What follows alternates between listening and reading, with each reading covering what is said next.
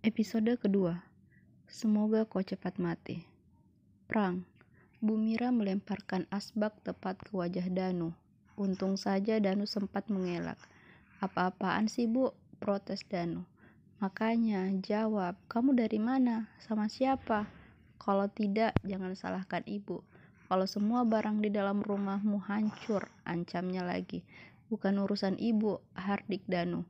Apa katamu? Bukan urusan ibu. Kalau kamu masih hidup dengan uangku, semua urusan kamu jadi urusan ibu, ucap Bu Marni sambil berkacak pinggang. Danu terdiam, tak ingin memperpanjang masalah. Dia melangkah memasuki kamar, meninggalkan yang lain di ruang tamu. Melihat Danu melangkah semakin membuat Bu Marni emosi. Anak durhaka, setan kamu. Mira mengusap lembut lengan ibunya. Sabar Bu, nanti besok marahnya dilanjutkan. Airin yang melihat hal itu tak bisa berbuat banyak. Bu, Airin ke kamar dulu, pamit Airin, kemudian berlalu menyusul suaminya. Airin membuka pintu, terlihat Danu sedang terduduk di pinggir tempat tidur, tangannya menutup muka. Pelan Airin mendekati suaminya. Mas, tinggalkan aku, jangan berpura-pura peduli. Semua ini gara-gara kamu, potong Danu saat mendengar suara istrinya. Maaf, ucap Airin terbata. Aku tidak butuh kata itu. Aku butuh kamu pergi selamanya dari hidupku. Penuh penekanan Danu berkata seperti itu.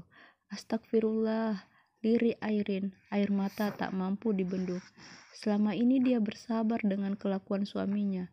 Tapi ucapannya barusan membuatnya sadar. Dia sama sekali tak ada artinya lagi. Salahku apa, Mas? Apa kurang baktiku padamu? Apa tak cukup pengorbananku selama ini?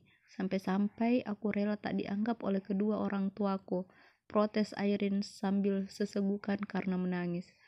Kau tanya kurangmu? Heh, Airin Putri Wijaya, kamu tak sadar dengan dirimu yang sekarang. Apa yang bisa aku harapkan dari wanita cacat sepertimu?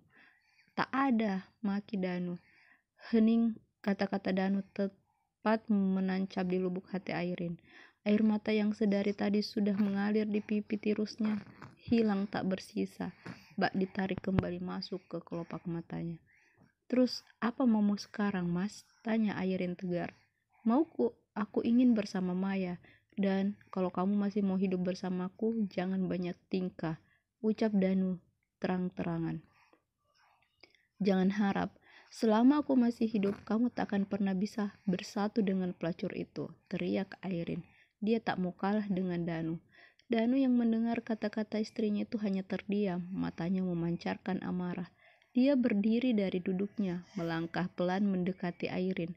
Tubuhnya sedikit membungkuk, tangannya menumpu pada kursi roda. Wajahnya mendekati telinga Airin lalu bisik, kalau begitu, semoga kamu cepat mati. Tangan Danu mendorong kursi roda yang diduduki Airin dengan keras. Kursi tersebut mundur dan menghantam dinding. Kursi roda terbalik dan Airin terjungkak ke samping.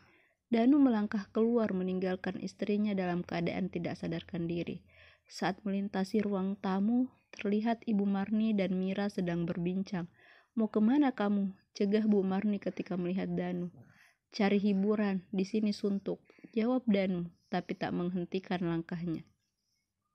Tak berapa lama terdengar bunyi mobil berlalu.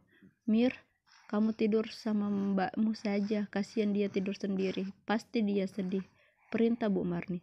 Iya Bu, kalau begitu Mira ke kamar saja lihat kondisi Mbak Airin. Bu Marni mengangguk lalu kembali menonton TV. Mereka sengaja tak tidur, sebentar lagi suara azan subuh berkumandang.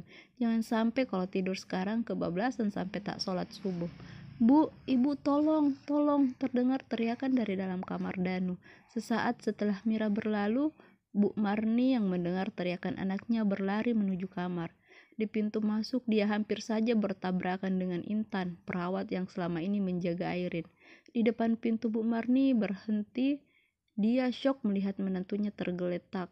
Kursi roda menindih tubuhnya yang kurus. Intan yang juga melihat hal itu segera menggeser tubuh Bu Marni agar dia bisa masuk. Mir, bantu angkat Bu Airin ke tempat tidur, ucap Intan, tangannya menepuk pelan bahu Mira. Mira tersentak, kemudian mengikuti arahan Intan. Dengan susah payah mereka berdua berhasil membaringkan Airin di tempat tidur. Bu, boleh minta tolong telepon ambulans? Bu Airin harus segera mendapatkan penanganan medis yang serius, pinta Intan. Nggak usah telepon ambulans, tolak Bu Marni. Tak, saya tahu, biar kita saja yang bawa Airin. Kalau tunggu mobil kelamaan jelas Bu Marni. Intan bernapas lega. Tadinya dia berpikir Bu Marni tak mau Airin dibawa ke rumah sakit. Ternyata yang dia pikirkan salah. Mir, siapkan mobil. Nanti ibu dan Intan yang angkat Airin. Bu Marni memberi instruksi kepada anak bungsunya itu. Mira bangkit, gegas berlari keluar kamar, menyambar kunci mobil Airin yang tergantung di dinding dan menuju garasi untuk menyiapkan mobil. Tak sampai 15 menit, mobil telah membelah jalan raya yang sunyi dengan kecepatan tinggi. Tujuan mereka rumah sakit terdekat. Mir, berapa lama lagi sampai rumah sakit? Darah tak berhenti mengalir dari kepala kakakmu, tanya Airin. Sebentar lagi, tinggal 1 tikungan, kita sudah sampai. Mira kembali menambah kecepatan. Dia sudah melihat papan nama rumah sakit yang mereka tuju. Mobil membelok memasuki rumah sakit, langsung ke IGD. Titah Intan. Sesampainya di IGD, mereka disambut oleh beberapa petugas yang dengan cekatan menurunkan Airin dari mobil, mengangkat dan memindahkan ke brankar. Airin didorong masuk ke ruang penanganan. Dokter telah standby. Mereka langsung memeriksa denyut nadi dan jantung Airin.